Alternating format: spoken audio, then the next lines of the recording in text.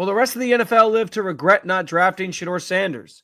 One former GM seems to think so. We'll talk about it coming up next on the Locked On Browns podcast.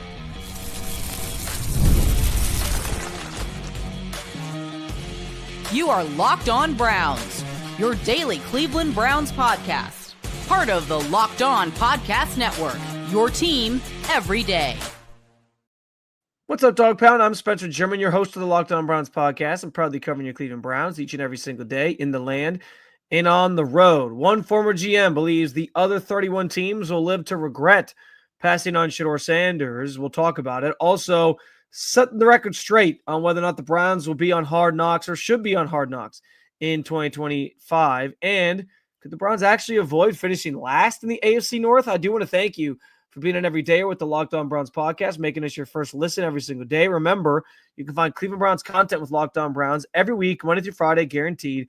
Bonus content on some weekends as well, and it's totally free to you. Just hit that subscribe button wherever it is that you listen to your podcast, and of course, the Locked On Browns YouTube channel.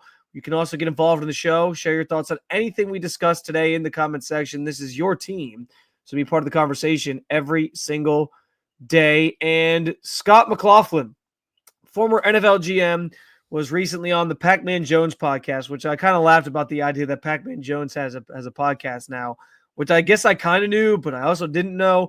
But just, everybody has a podcast. And the fact that Pac-Man Jones, of all people, has a platform is just kind of funny to me. But Scot McCloughan, former NFL GM, he worked with at the time, the Redskins, obviously now the Commanders. He bounced around the league in some other roles. He was also a GM with the San Francisco 49ers, and he did some consulting work with the Browns, believe it or not, in 2018 for their NFL draft. So he is familiar with Cleveland. He is familiar, obviously, with the NFL, and he was regarded as a pretty good talent evaluator, all things considered. And he is essentially he made an appearance on the Pac-Man Jones podcast and was talking about the Shedeur Sanders situation and the fact that he went in the 5th round and that he fell in this draft and all these different things. And I thought it was interesting. He had some quotes where he talked about the idea that the NFL teams that passed on Shedeur, so the other 31 teams, are going to live to regret not taking him. His exact quote was, "I think he'll be the best quarterback out of this draft. When it's all said and done, when his career's said and done, he'll be the best QB in this draft." He mentioned that the other 31 teams are going to, again, regret not taking him, and they're going to be kicking themselves because he's going to turn out to be the best quarterback in the NFL. And I think it's an interesting conversation because there is certainly some reason to believe that could happen. I went into this draft believing Cam Ward was the best of the two prospects, and I still stand by that just in terms of like talent. I think there's a cap to Shedeur's ability because he's not I think Scot McCloughan actually in the clip actually mentioned this, like the idea that if you were comparing him to, like, one of the complaints against him was like he's not freakishly athletic, right?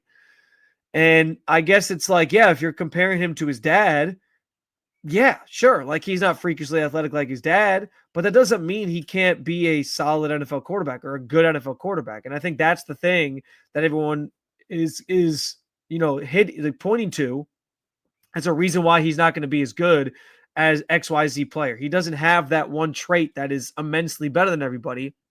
He's just super accurate and super, he's really good at reading defenses and going through his progressions. And to me, like, I hear that and I'm like, yeah, that guy can be a starting caliber quarterback in the NFL. And that's why I've liked Shedeur Sanders. But I understand we're like, and even Kevin Stefanski's talked about this, like when you look at any position, any player you're drafting, you look for a trait that stands out among the rest. That's why Jalen Milroe, right, was raved about during the pre-draft process, because he's this guy who has that freak athletic ability. But that doesn't mean Shedeur is not going to be good. And I think the Browns they're in a win-win situation right now, as I've talked about, because you have a player that you got in the 5th round that was probably more so a 2nd or 3rd round pick, and you get to just see what he becomes. And I don't here's the thing. Will other teams live to regret it? Maybe. There's certain teams that certainly won't care. Like the Buffalo Bills of the world who have Josh Allen, the Patrick Mahomes, the Chiefs of the world who have Patrick Mahomes. I'm sure the Eagles feel like they're just fine with Jalen Hurts. Like there's plenty of teams that have the quarterback position figured out right now that aren't necessarily worried about that. But for some of these teams that don't have quarterbacks or have been looking for quarterbacks for a long time, sure, I can subscribe to the idea that they might live to regret it at some point. I do believe in my heart of hearts that Shedeur Sanders is going to become a viable quarterback in this league. Like I think he could be I don't know if he's going to be a top 10 quarterback, but I think he could be a fringe top 10 guy. Like I think he could be in that next group of like 11 to 15, which is kind of where the Browns were with Baker Mayfield, right? And if that's the type of quarterback he's going to be, I think he carves out a nice NFL career for himself and he can be a solid starter in the NFL and make a team successful, go on and compete in the playoffs, go on and win playoff games and win the most important time of year. I think all that can be true. Whether or not that means a team's going to regret it, like to me, to regret it, I think he has to become like the next Tom Brady. I don't know that I think Shedeur is going to become the next Tom Brady, but I do think that to me is where you're kicking yourself and you're like, how did we not see this guy? Like we really screwed this up. I don't know that if he becomes in that second sort of tier of quarterback, I guess the first tier is like the top 5 and then the second tier is the top 10. But like if he becomes like a tier 2, tier 3 quarterback in this league, and he's like I kind of view Bo Nix in this light, and he was actually compared to Bo Nix a lot during the pre-draft process. Like the idea that like Bo Nix wasn't phenomenal, but I think he found himself in the right place, and he had a really successful rookie season. I don't know if he's gonna like light the world on fire ever in his career and be like a top 5 guy, but I do believe that like Bo Nix is going to be a good quarterback moving forward, especially with Sean Payton sort of mentoring him and nurturing him. And that means good things for the Broncos, and that means good things for his career. I think Shedeur can be that guy. And so whether or not that means they're going to live, like other teams will live to regret it, I guess remains to be seen. I think when you use the term like regret, or you talk about like a team being really, kicking themselves for not taking a guy, I think, again, it has to be that player becoming the elite of the elite. I don't think Shedeur gets there, but I do think there will be a conversation down the line where it's like, how did this guy slide to the 5th round? And why didn't somebody pull the trigger sooner? Whether or not that means they regret it, then that's the term we're going to use, I guess remains to be seen. But again, I just think to regret it, he has to become like an all-timer. I don't know if I think Shedeur is going to become an all-timer, but I think he's going to be a good quarterback in this league, potentially top 10 quarterback in this league. And that teams will then have to sort of like look back on the fact that, yeah, he slipped too far. This probably shouldn't have happened. And yeah, in some respects, maybe we screwed up. But this league moves too fast. And unless you become like this phenomenal player, like the best of the best, it's hard to sit there and say like these GMs and these teams ultimately like live with regret, I think is my larger point here. But we'll see. The Browns have the chance to reap the benefits of Shedeur panning out. I think he will. Like Scot McCloughan said, there's a chance that I think he is going to, just because he doesn't have certain traits and things, I think he has a chance to still be successful. He still has a chance too to become the best quarterback in this class if Cam Ward just flat out flops on his face. I don't think that's going to happen, but if he does, like, yeah, he could be the next one, because I don't know that any of these quarterbacks make you feel like, and it just goes back to how we evaluated this class, right? None of these guys are so special that they were like can't miss. And so because of that, like there's a chance that this is just a weak quarterback class in general that doesn't necessarily become, it's not going to be the class with Josh Allen and Lamar Jackson necessarily. There's questions there. So we'll see how it all shakes out in the long term. I also think it's nice that like Shedeur, his goal in his mind isn't to make those teams feel like they need to regret it. His goal is just to prove himself right. He believes he can be a really good quarterback in this league. He believes he can be a great quarterback in this league. And so his work ethic, his ability to go out and put in the work, his ability to try to get better every day, be coachable, learn as he goes through this process, is all about him trying to showcase that, yeah, hey, I knew I could do this. and I'm going to prove that I can do this for myself more than anything. And however other teams feel in the end about passing on him or not passing on him if you're the Browns is, none of his business in that regard. So I think that's the right approach to have. And I think it's great that he's not talking about it in a way where he's like, I'm going to make them regret not taking me. Maybe that narrative and that storyline will flip once he gets to a point where he's established himself and he's like, now all these other teams like wonder what they're saying now. But for now, I think he's taking the right approach to, it's not about proving all these other teams wrong. It's about proving myself right. And I believe I can be a good quarterback in this league. I've seen it floated that people would like to see the Browns on Hard Knocks. I'm going to tell you why it ain't going to happen, even though it would be a pretty intriguing storyline. We'll talk about it coming up next on the Locked On Browns podcast. The NBA playoffs are in full swing, and every night delivers highlight-worthy performances, major momentum shifts, and can't-miss moments. Whether it's a game-winning shot or a breakout player, there's never been a better time to get in on the action. FanDuel makes it easier to stay in the game before tip-off and live. With player props, performance trends, and same-game parlays, fans have more ways than ever to play smart and win big. If you've got a read on who's heating up, why not back them up on a same-game parlay? If you're there, listen, there's so many opportunities still to be had with 2 rounds of the playoffs to go, the conference finals and the NBA finals. We're going to crown another new champion in the NBA, which is going to be exciting. And these 2 teams have a lot of stars that you can rally around, whether it's maybe Jalen Brunson getting hot late and hitting a game winner against Indiana. That could be something that you put into a parlay. You could maybe play the Indiana. We just saw them up close and personal here in Cleveland. Indiana, with their role players hitting X amount of threes per game. There's so many different options for you to get involved with the final 4 teams. And if you're new to FanDuel, it's the perfect time to sign up. Head to FanDuel.com, place your first $5 bet. If it wins, you'll get $200 in bonus bets. Make every moment more with FanDuel, the official sports betting partner of the NBA. All right, so there's been some discussions on Hard Knocks and who should be on it and why the Browns make some sense. And I will say, even just coming off of a conversation about Shedeur Sanders himself, I think that alone makes the Browns a candidate, or should make the Browns a candidate for Hard Knocks, because that storyline is going to write itself. When you have a competition at quarterback like this, where it's 4, people are going to bring up Deshaun, but if it's 4 different guys and they're all competing, that is one of the best storylines you could have on an episode of Hard Knocks. Here's the problem, though.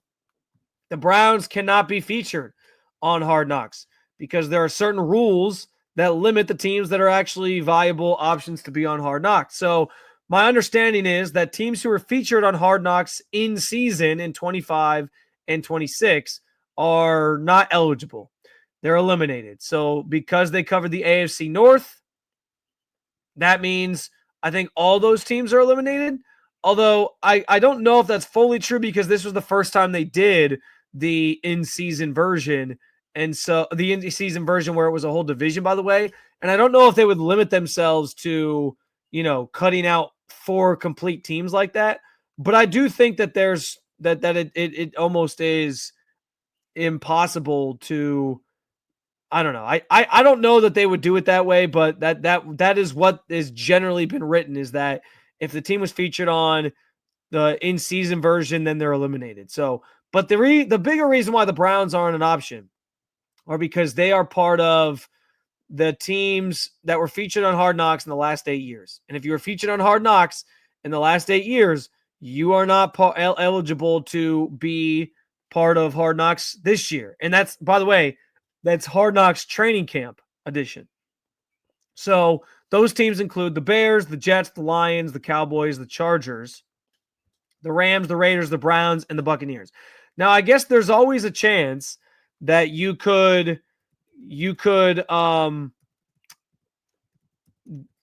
team could decide we're going to be on it again.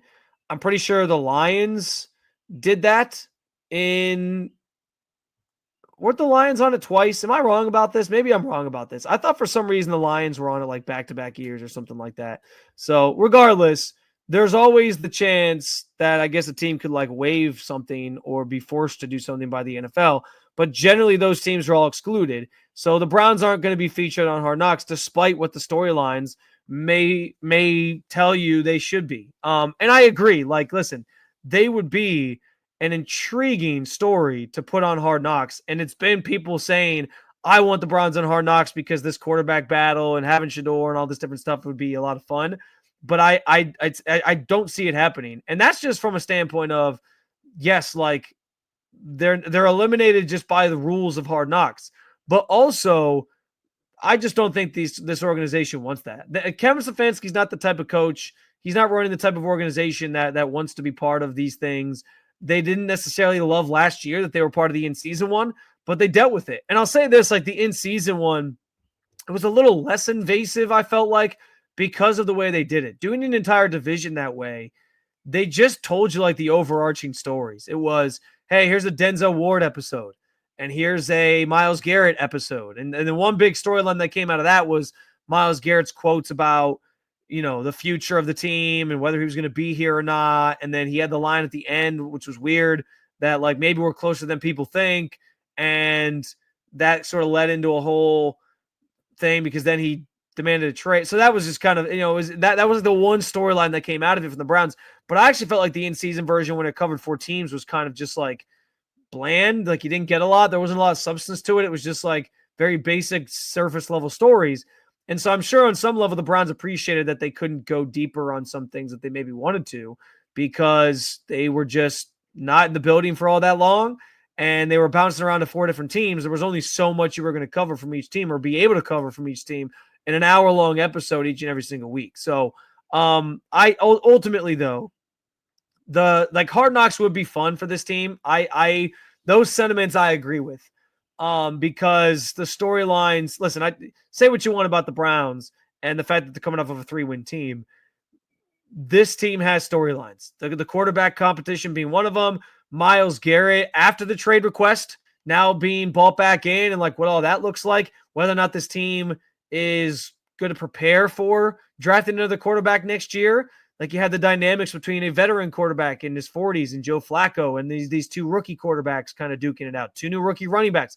There are a ton of great storylines if they were to be on Hard Knocks, the training camp edition, but it's just not going to happen because of when they were most recently featured and because of the fact that I just don't think the Browns want all the extra attention that's going to come with this. Like I understand you're taking on the burden. I shouldn't say burden. That's not fair. But you're taking on the extra attention and eyes that come with just having Shedeur Sanders in your building altogether. I don't think they want to add to that by also being like, hey, let's get on Hard Knocks. So beyond the fact that they aren't going to be on it anyway because they were featured on one of the more recent training camp editions of this show, they also aren't probably going to be inclined to say they want to be on it regardless. And I don't think it's something that they would want to be a part of, especially after just being part of it last year with the in-season version. So I think that was a fun storyline for a while. I saw it sort of floating around on social media like the Browns should be on Hard Knocks, this, that, and the third. I get it. But it's not going to happen. Okay? That dream is gone. The Browns aren't going to be on Hard Knocks, and we're just going to have to live with the storylines as they are, and I think that's okay. I don't think this team needs the extra distractions. Like they've had enough of those over the years. I think it's just about like, and this is, by the way, it's not that I don't think they can handle the Shedeur Sanders experience. I talked several weeks ago about the fact that I think they're actually perfectly equipped to do that.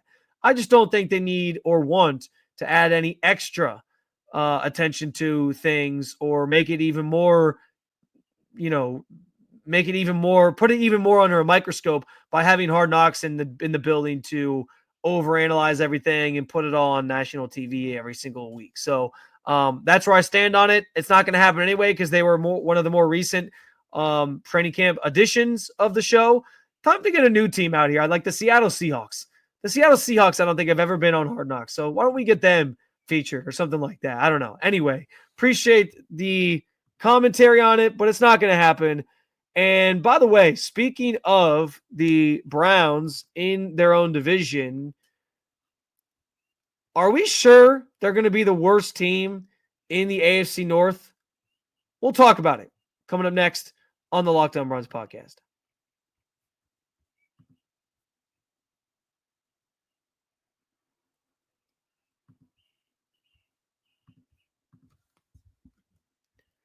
All right, so I know we all assume, again, based off of how people are going through the schedule game and picking wins and losses for this team, that the Browns are going to stink in 2025. And I understand why.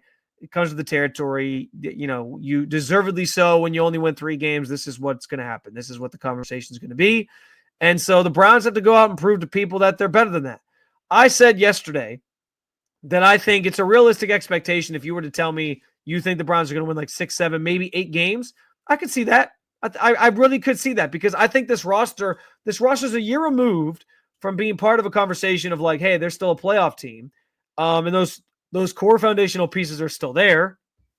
And while some would argue, well, maybe we overestimated those core foundational pieces being, lifting up a roster, I still think you saw remnants of the defense is really good. They just couldn't get off the field because the offense was giving them these short drives all the time and putting them right back out there, and they were gassed by the end of games, and so they lost a lot. I think the offense with competent quarterback play is going to be better.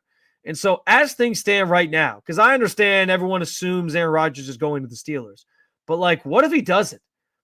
I know that we like to also assume that under Mike Tomlin, the Steelers are just always going to hover around 500. They're always going to be in the mix for the playoffs, and that could very well be true. But I do think there's quarterback situations that like a head coach can't always overcome. And I like Will Howard. I think Will Howard has a chance to be at least like a successful backup in the NFL and be consistent in that way. And maybe he gives you something that you could see in year one. And so if their plan was to start him week 1, like I'd be intrigued by it. But like, are we sure that this quarterback situation in Pittsburgh right now is patently worse than what the Browns quarterback situation is, with a proven commodity in Joe Flacco, and I think a couple rookies that I think have higher upside than even Will Howard does? Because Shedeur's been my favorite prospect this entire draft process. Will was somebody I was intrigued by because he played well in the best games and the best time of year. And so I'm interested to see like what he brings to the table in the NFL. But I also have a realistic expectation for like Will Howard isn't going to be a top 10 quarterback in this league. I don't believe that for a second. And I don't think the Steelers necessarily drafted him with that thought process. He was what, a 5th round pick, a 6th round pick? Like, I think he is what he is.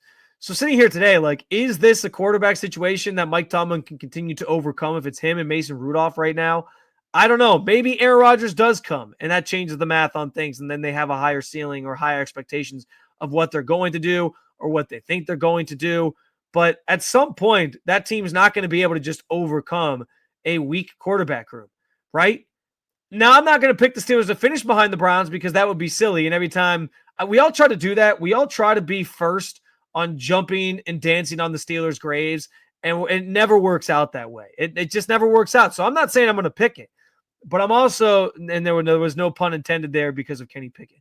But I'm also not going to sit here and tell you that like I think the Steelers are like that things are going to go any differently for the Steelers than they have in the past, 8 years, where they get to the playoffs and they just can't win a game. Like that could be the ceiling for this team right now as constructed. I think the floor could be, you have just a bad year. And maybe that's the best thing they need to actually get a legitimate franchise quarterback in there.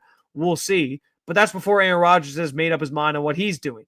Then you bring up the Bengals. And listen, I understand. We give the Bengals the benefit of the doubt because they have Joe Burrow. And Joe Burrow is excellent. Top 5 quarterback in this league, hands down. I would love Joe Burrow on the Cleveland Browns if they had been able to draft him that year that he came out. Like that would have been phenomenal. It would have been a great story. Went to Ohio State. Obviously, Ohio State still claims him, even though he never really played there. And it would have been just fun to see him be a franchise quarterback for this team here in Cleveland for the next decade plus. Like I would have loved that. And largely when you have those quarterbacks, it does save you from being a downright bad team. But there's a lot of turmoil going on in Cincinnati. And I kind of I said this last year that I thought the Bengals were in trouble because of some of the turmoil with some of the contract situations and these different things that were going on, right? I called a spade there. I thought it was going to happen last year. It did, for a while they were in the toilet, and they always get off to bad starts. If they get off to another bad start, which is the trend for this team under Zach Taylor, at some point they're not going to be able to dig themselves out of it. And they dug themselves out of it to a point last year where they made the last week of the regular season interesting and knew that they needed to win. And then they needed the Broncos to lose to get into the playoffs. And then the Broncos won and got in. And so like that kind of derailed their chances, but they gave themselves a shot, and that's commendable. But you can't always be playing from behind the eight ball. Like, you're not, like, your quarterback isn't going to be able to save you from that every single year. And so next year, I think this defense is still going to have some flaws. I think like the Trey Hendrickson thing is playing out very publicly. I'm sure players aren't happy with the way that that's been handled. I know they don't talk about each other's money, but they're seeing in real time like only certain guys are getting paid. They're not handling this maybe the best way. Like, does that all unfold and spill over into the locker room? How does that impact the team? Is Shedeur Stewart going to be the player that they drafted him to be, the replacement to Trey Hendrickson? I like Shedeur Stewart, but I know there's some questions there about him as a fit and a player at the NFL level, and he has some things to improve upon. So we'll see. And it's also his rookie year, and unless you're like a Myles Garrett and you're going to make an immediate impact, it's just hard to know. So, like, I think there are legitimate questions about this Bengals defense. Also, the guys they did pay, Jamar Chase, rightfully so, and T. Higgins gets hurt every year pretty much. And I know Joe Burrow, I know that's his boy, and I know that they wanted this team to sort of run it back, or he wanted this team to run it back with that group because they're better with him than without him.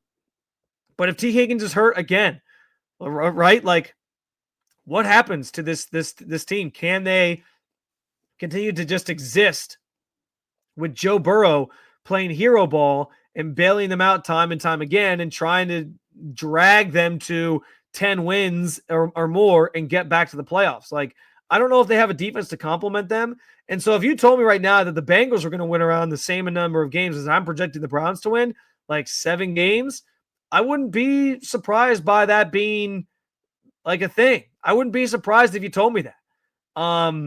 So with that in mind, I know we're all assuming that the Browns are the worst team in the division. They probably are, and that they're screwed and they're going to finish behind all 3 of these teams and be last place. I'm just saying, I could see, you could talk me into scenarios where the Bengals finish with a worse record and the Steelers finish with a worse record, depending on how that quarterback situation sorts itself out and if they get Aaron Rodgers or not. I'm not saying I'm going to project that. I'm saying the Browns win 6 games. I think both those teams win more. But you talk about strength of schedule and how the Browns have apparently the second hardest strength of schedule this season. It's not like those 2 teams play almost the exact same schedules aside from 3 games. The Bengals play the Cardinals, Broncos, and Jaguars, and the Steelers play the Seahawks, Chargers, and Colts. And the games that the Browns played, like what, the Raiders, who's the other NFC team they play? I can't remember off the top of my head, but there's the schedule, it's the Rams, I think. Like they play, yes, like their schedule, the Browns schedule is tough. I'm not denying that, but the schedules are largely the same aside from 3 games. And the teams that those 3 teams are playing, the Broncos playoff team last year, Jaguars hoping to take a step. They just had they just traded up for the 2nd overall pick last year. Cardinals were a good team last year that missed the playoffs. Steelers, Seahawks, team maybe in rebuild, but they have a quarterback that they think is going to be a factor for them. Chargers were a playoff team last year. The Colts are always a tough team. Like, I get what people are saying. Like, the schedule is probably a little bit easier, but you still have to play the Ravens twice. You still got to play the Bengals twice. Like, you still play in the AFC North. You're still playing the NFC North, which had 3 teams make the playoffs last year. And you're still playing the AFC East the same way the Browns are, which has the Bills as a juggernaut, the Patriots maybe on the rise, a Dolphins team that's usually pretty good, and a Jets team that, if they can get their quarterback situation figured out, should be way better than they were last year because they have a roster that's built for it. Like, the schedules are tough for all these teams. And so if you told me that the Bengals or the Steelers were going to finish with the same amount of wins that I'm projecting the Browns to finish with in my predictions, I wouldn't be shocked in the least. And so I'm not saying I'm going to pick the Browns to finish higher in the division. I would probably say 6 wins means you're last right now. But if you told me in 9 months' time that the Bengals were trending towards finishing last in this division this upcoming season, I would not be shocked by that. I'd be like, yeah, I can see it. So I'm not saying this to try to like lift your spirits and make you pick the Browns to like win the division or anything. I'm not trying to do the whole eternal optimist thing here. I just think if we're talking about strength of schedule, we're talking about how hard the Browns schedule is, and we're talking about, it's going to be tough to overcome these other teams in the division. I largely agree. And when you have quarterbacks, you're going to get, when you have a franchise quarterback, you're going to get the benefit of the doubt. When you're the Steelers and you continue to just find ways to manufacture winning seasons out of thin air, you're going to get the benefit of the doubt. I just don't know that I think that those two teams specifically are like worlds better roster wise than the Browns right now, that I think like it won't be close. These division games are always competitive. I give the Ravens the nod as the likely champs of this division again, because they're just too damn good. But I wouldn't be shocked if one of those teams finishes lower than the Browns in the standings, and the Browns maybe shock some people if they somehow got to like 7-8 wins and somebody else in the division had less.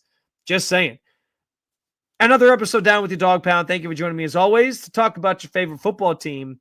There'll be plenty more to come this week.